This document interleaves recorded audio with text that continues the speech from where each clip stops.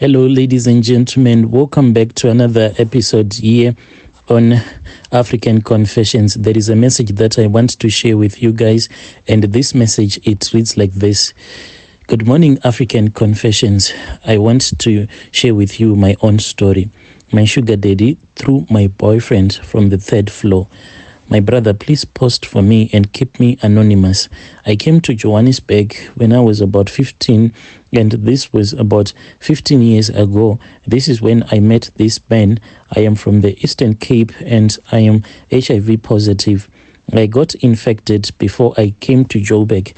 I grew up without parents, and this is when life had no meaning. I had been abused by my uncle after my mom had passed away.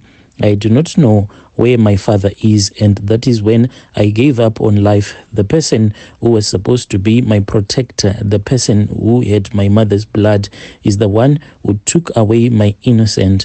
And he told me that I had no way to report because he was a very powerful man. That is when I realized that nobody cared for me.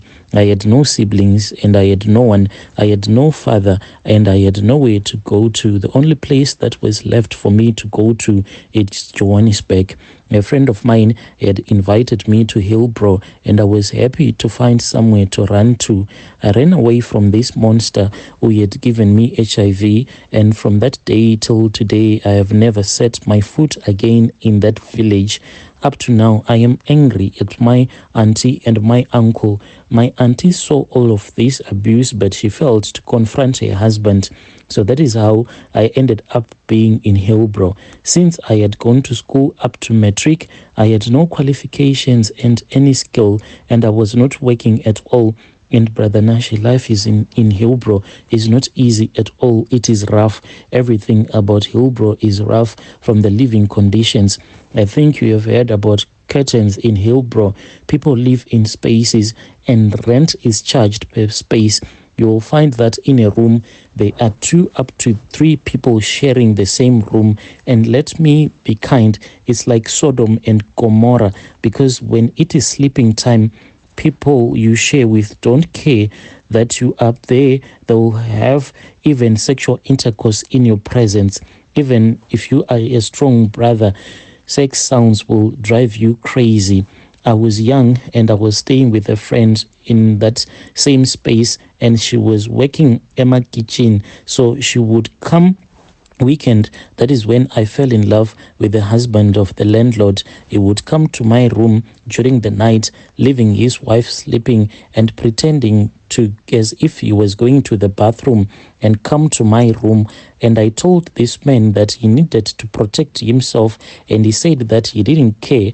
All that he wanted was to taste the flesh of a young woman. So I would sleep with him and the wife would be in their room whilst we had a blast in my room. He would give me money for rent, and that is when I realized that I was playing around, because I had so much potential. Since this man, he used to cry a lot when he was on top of me, and each and every time when he would tell me that he loved my young flesh a lot, and I saw that if I was going to get out on the street, date someone who can give me some money, I was going to be able to live a better life.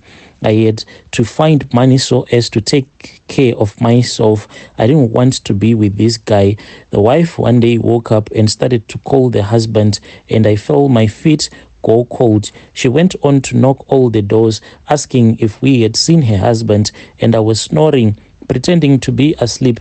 That is when a few days later, the man told me to start to look for a room because it was now getting dangerous.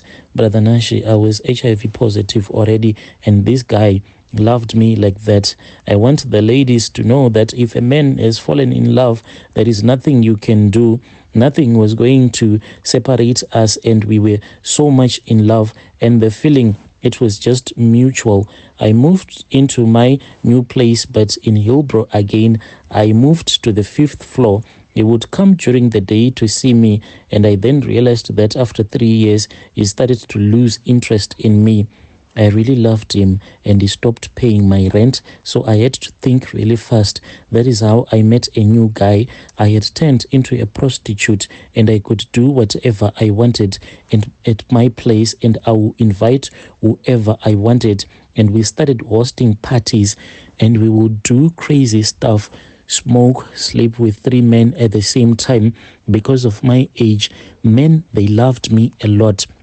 And all of these men, they never used protection on me because of my age. Everything that I was doing, it was crazy. The devil was just using me. One day, as I was now dating my sugar daddy, the one who had rented me the place decided to visit without telling me in advance. Brother Nashi, I will never forget that day. He found the man in the act, and this guy stood by the door and he screamed on top of his voice, and he was like, after all that I have done for you, after all that I have done for you, he said as he rushed across the room. He then grabbed the guy that he had found busy making love to me. He went on and lifted that man that I was with, and he just opened the window and he threw him 5 floors. Brother Nashi, I cried, and I will never forget what happened that day. The police came and took him, and he is in prison as we are speaking right now. I rushed downstairs and found my boyfriend lying lifeless on the ground, and the most painful thing is that when this thing happened, he was naked. Some women rushed with a blanket and they covered him. Up to now, that picture, it will never go away. My blesser had been arrested, who was going to pay my rent. After this guy had been arrested, that was when another guy approached me. This man, when he approached me, he told me that he had came here to South Africa to sell some herbs. This man, he was from Mozambique, so he was staying there in Hillbrow. So he had his clients. His clients are those people that give people in town some flyers whereby they will tell you that they do male enlargement and things like that.